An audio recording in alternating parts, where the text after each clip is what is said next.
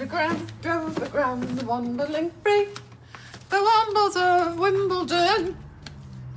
Todd. You know, I totally misunderstood that song when I was a kid. I thought he was saying that they were Wombles and they were from Wimbledon, and they were common. I've never heard of Wimbledon common.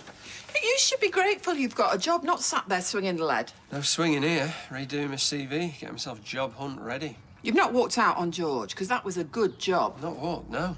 Flew out with a boot up my derriere. He's fired you. Anyone would think I had a mum who upset people. Apparently, whenever he looked at me, he could just hear you screeching, "Get out, cheapskate, and don't darken my doorstep again." Yeah, well, we've sorted that. Well, clearly you let things go better than he does. He said I'd clearly been brought up with no manners and no morals. He said that? Right, well, maybe it's time for me to darken his doorstep again.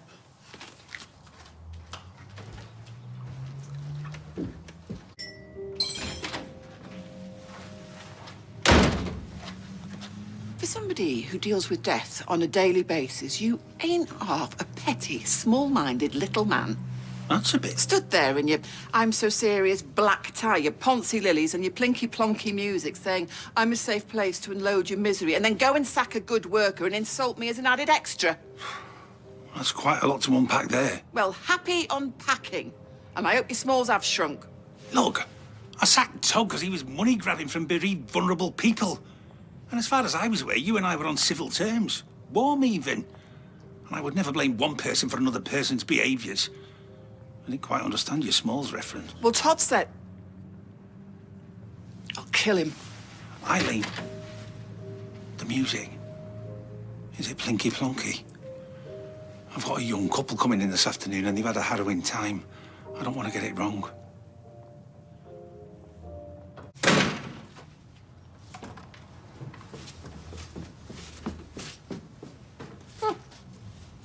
Could have made lunch, seeing as you're unemployed. Looking for work is a full-time job, Mum.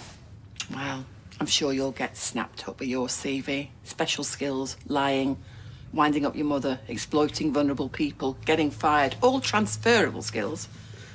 Am I laughing? Oh, you spoken to George then? Look, he's a bumbling stuffed shirt and we're both well shot of him. Well, that bumbling stuffed shirt's going to let you work your notice. 1 week, paid. What did you say to him? You owe me rent. It's a wind-up, right? I mean, why would he? I'm as surprised as you. But you can ask him when you go over and tell him how grateful and unworthy you are. 1 week. Nothing business-facing. You babysit the relatives and you pass out tissues. So, coffee machine facing then? Yeah, exactly. Oh, and could you build a respectful, relaxing playlist for background music?